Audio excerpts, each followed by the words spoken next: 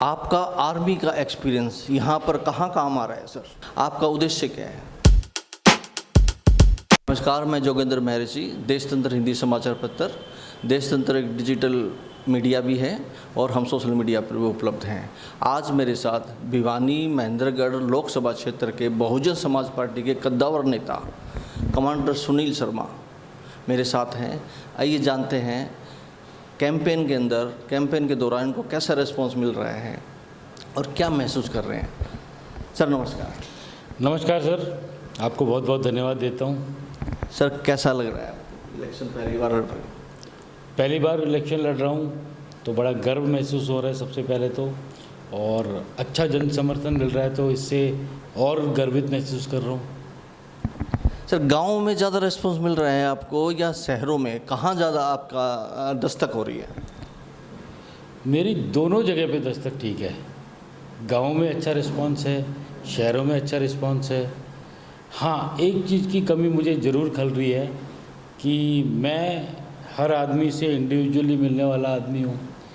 तो ये लोकसभा का चुनाव जो है बहुत ही लंबा चौड़ा चुनाव है जी।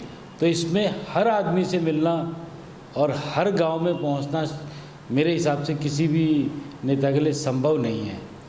तो मैं तो यही चाहता हूं कि कभी भी लोकसभा की तैयारी की जाए तो 5 साल मिलकर तैयारी की जाए। जी, आपका आर्मी का एक्सपीरियंस यहाँ पर कहाँ काम आ रहा है सर?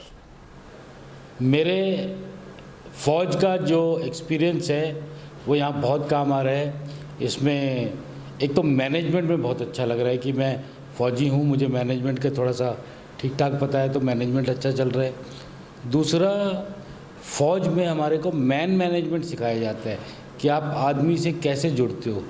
जब आप एक आदमी को इतना मोटिवेट कर सकते हो कि वो अपने देश के लिए अपनी जान भी निछावर कर सकता है तो ये वोट तो बहुत छोटी चीज़ है सर। जी, अभी आपने कहा कि क्षेत्र बहुत बड़ा है लोकसभा का, 1 to 1 एक हर एक आदमी से नहीं मिल पाते। जिनसे आप नहीं मिल पाओगे गलती से, तो उनको आप यहाँ हमारे चैनल के माध्यम से क्या कहना चाहोगे? मैं उन सभी लोगों से हाथ जोड़ के ये अपील करना चाहूँगा कि मैं आप लोगों तक नहीं पहुँच पाया हूँ सभी तक, क्योंकि इंडिविजुअली पहुँचना बहुत मुश्किल है।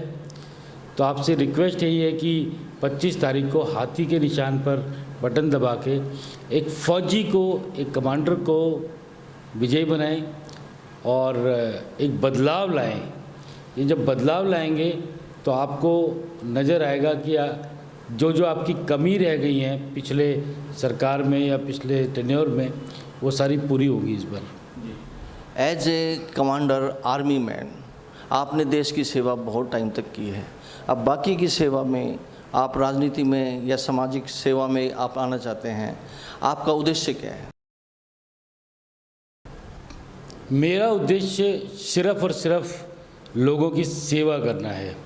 उनके लिए उनके जो पेंडिंग काम हैं वो कराने हैं और दिन रात मेहनत करना है समाज सेवा के लिए, लोगों की सेवा के लिए। यही एक उद्देश्य है। मैं कोई और उद्देश्य नहीं रखता।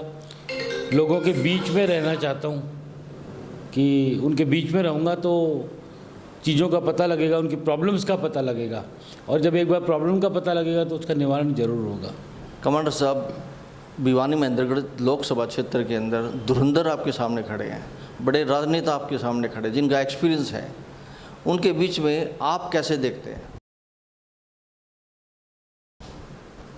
धुरंधर आज होंगे मगर कभी तो शुरुआत उन्होंने भी की थी। आज मेरी शुरुआत है और बड़ी अच्छी शुरुआत है। मैं सक्सेसफुल भी रहूँगा और धुरंधर नहीं बनना चाहूँगा मगर एक अच्छा समाज सेवक जरूर बनना चाहूँगा। धुरंधर बनना एक बहुत गलत वर्ड है। जब धुरंधर बन जाता है आदमी तो फिर वो अपने जन को, अपने लोगों को कुछ नहीं समझता।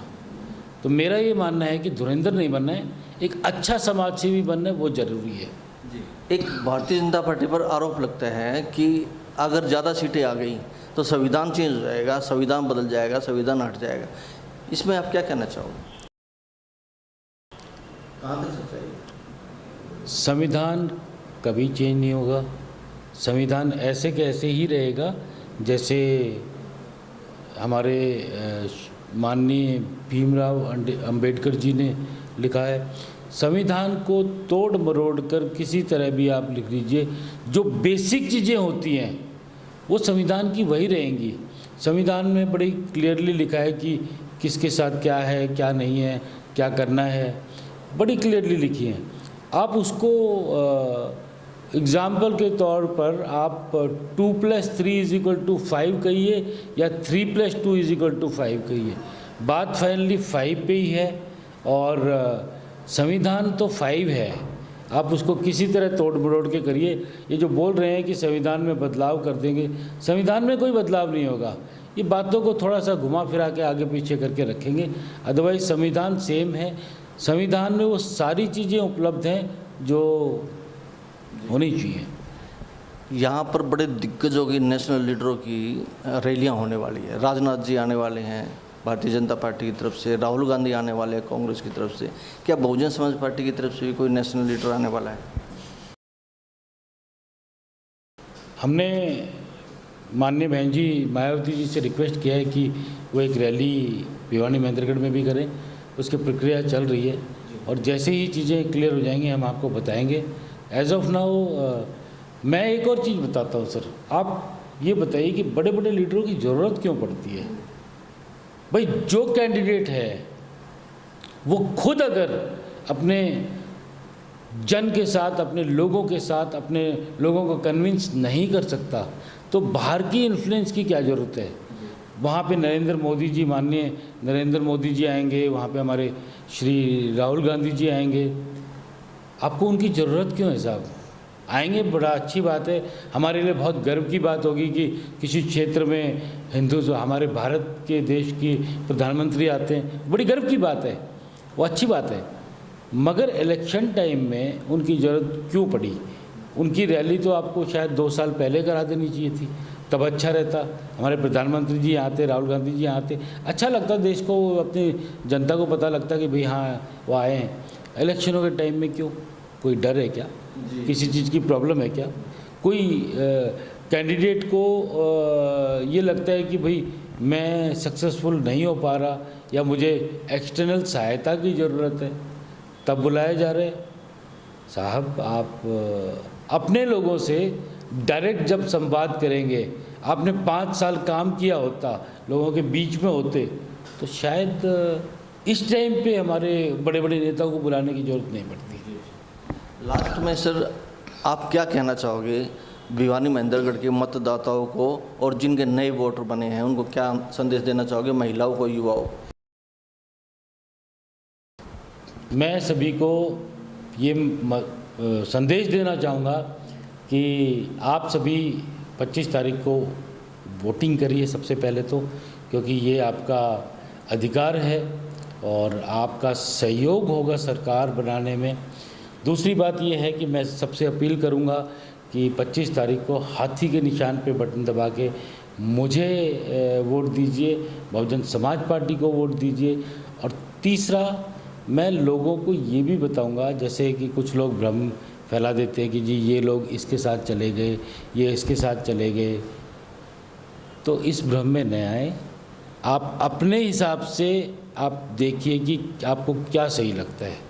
आपको सही लगता है कि आपका कैंडिडेट ठीक है, आपको सही लगता है कि आपकी पार्टी ठीक है, और आपको लगता है कि मैं ठीक हूँ, एक फौजी ठीक है आपके लिए, तो आप मुझे वोट दीजिए। और फौजी भाइयों को भी बताऊंगा कि बड़ी सारी चर्चाएं चल रही है, फौजी यहाँ सपोर्ट करेंगे, वहाँ सपोर्ट करेंगे। मेरे पास सारी रिपोर्ट है, ऊपर से दो चार लोग जो नेता बनते हैं वो किसी को सपोर्ट करें, मगर मुझे आपको बताते हुए गर्व हो रहा है कि एक एक फौजी भाई और उनका परिवार एक फौजी को ही सपोर्ट करेगा।